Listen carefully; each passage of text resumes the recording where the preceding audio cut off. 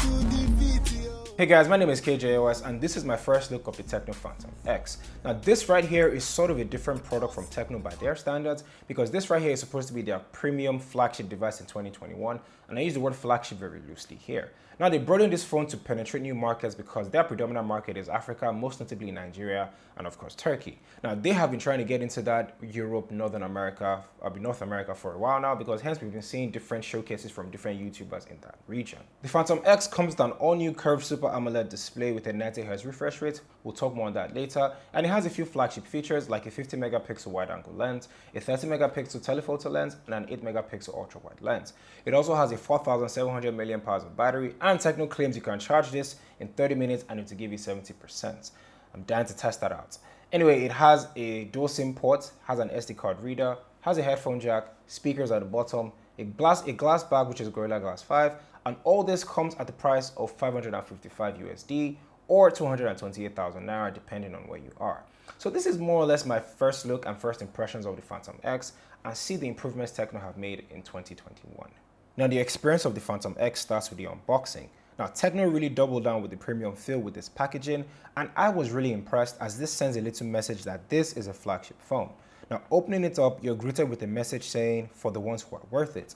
Taking that away, you're greeted with the phone and a plastic but sturdy case that doesn't really cover the edges, but you might want to get something better. Putting that aside, we have 3 different mini boxes with an emblem indicating the earphones, a 33-watt USB-C charger with orange accents, stickers, and many others, and to be fair, it's not really bad. Now, getting my hands on the phone for the first time, it already feels different from the other Tecno phones that I have held. They did not cut any corners when it came to the build, and this design has really differentiated themselves from the rest. The best and probably the most notable feature here is the back of the phone. Now, apart from it being Gorilla Glass, it has a thin straight line drawn at the back that helps with the grip of the phone while also reducing smudges. Looking at the side of the phone, the rails of the Phantom X is made with aluminum and it blends very well with the color of the phone, which Tecno have called it the Van Gogh Starry Night Blue. And I kind of wonder where they get these names from, but it's quite creative to be fair. Now, all buttons are on the right side of the phone just the way I like it and just the way it should be. At the bottom, we have a headphone jack, a USB-C port, and a single speaker grill, which is quite loud but will lose any quality of bass and treble when the volume reaches its maximum. Now the front of the phone, which is the display, will be the shining glory for the Phantom X, as this is a 6.7-inch Super AMOLED display with a 90Hz refresh rate, like I said in the beginning. And for the record, I just have to say, I don't really like curved screens because for one, you're going to get accidental touches a lot, and two, getting a screen protector for this will be hell. So I'd rather just have a phone that just has a flat surface. Anyway, the bezels on the front are identical. Now they're not the thinnest in the world, but they're quite symmetrical. There are 2 big glaring flaws with the display of the Phantom X, and that is the hole punch cutout and the brightness of the phone. Regarding the hole punch cutout, it takes up a significant part of the screen, and that is very distracting when you're watching videos. It's placed far on the edge of the phone, and icons like clock, your status, and other things barely have any room to breathe. The peak brightness on the Phantom X is kind of poor. In outdoor settings, you might struggle to see your screen as max brightness reaches only about 405 nits, and there is no auto mode whatsoever. Compared to other devices at the same price range, it falls behind. The 90Hz refresh rate is very smooth though. I enjoyed scrolling on different apps. It's pretty snappy and has no hiccups regarding this. Although I would pick 90Hz all the time, it may impact your phone's battery, but leaving the phone to decide between 60Hz and 90Hz isn't the most ideal situation, as it always prioritizes battery life very aggressively over a high refresh rate. Now the body and the design of the Phantom X is pretty impressive. I really like the way it feels in my hand, but I just can't shake the feeling that this reminds me of the OnePlus 7 Pro. I'm not sure if it's just me. But anyway, the size, the screen, the display, and all that is pretty great, but how is the battery life? Well, for one, this is my first 3 days with the phone, and with that, I really didn't see any issue. It really ran me through the entire day. The battery here is 4,700 mAh of battery. It took me through the whole day and even the next day and then some. Honestly, I didn't expect anything less because this phone right here, the size of this is pretty huge compared to the Phantom 9 that came out 2 years ago.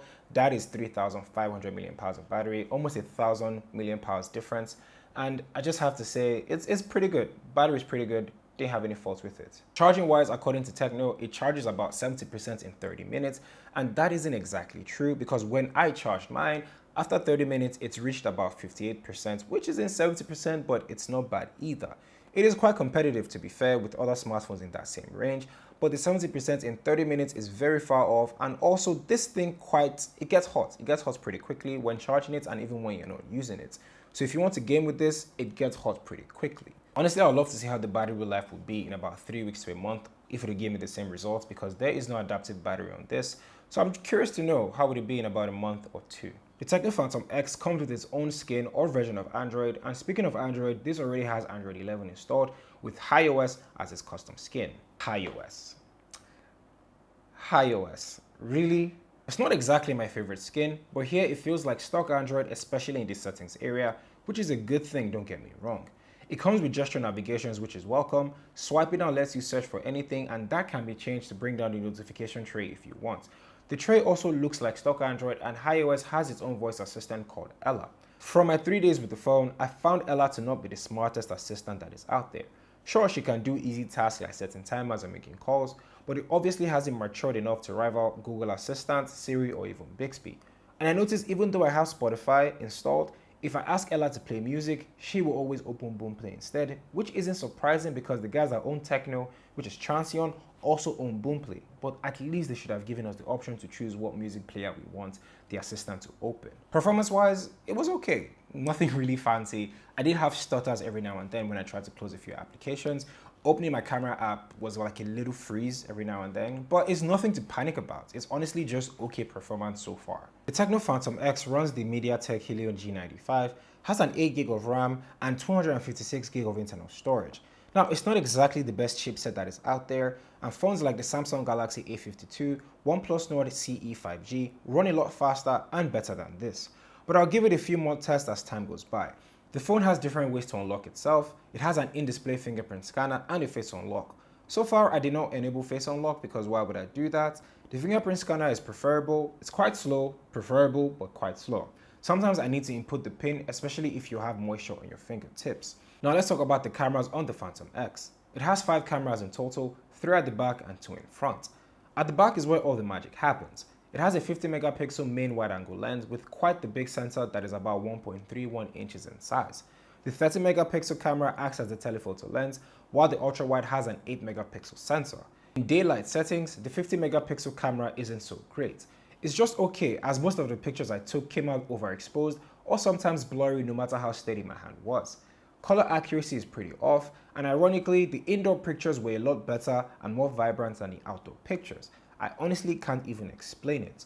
The telephoto lens does a decent job of capturing the environment with vibrant colors, and it's quite consistent with each picture that I took.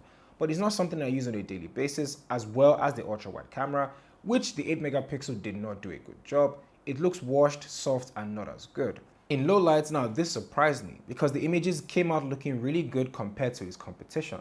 The software notices when it's nighttime and prompts you, and honestly, I'm still really surprised that this has good contrast, semi-accurate colors, and not that much softness. And on top of that, the super night mode even does a better job. Sometimes it's very aggressive and looks very artificial, but then again, opinions may be subjective.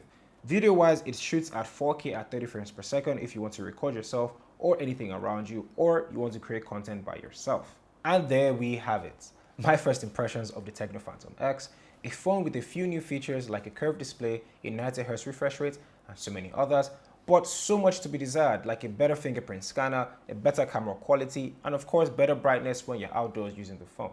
But what do you guys think? Is this phone worth getting for 555 USD or 228,000 Naira? Or do you think something else is better out there? Comment below and let me know. And as always guys, if you like this video, clicking that like button is the best way to help me out. And if you also like what you saw, you should consider subscribing to the channel, as this helps me go a long way as I grow on YouTube. Thank you guys for watching. My name is KJOS, and I will catch you in the next one where we talk all things tech. 2 bottles of the rosé. Me and my dog stay chill, kinda cozy. Now shorty looking at me like she wanna bone me. She ain't never seen a nigga so fresh, and still this verse is so leak. Still no equal, Benz of the Beamer. But you know I got my wheels and dips.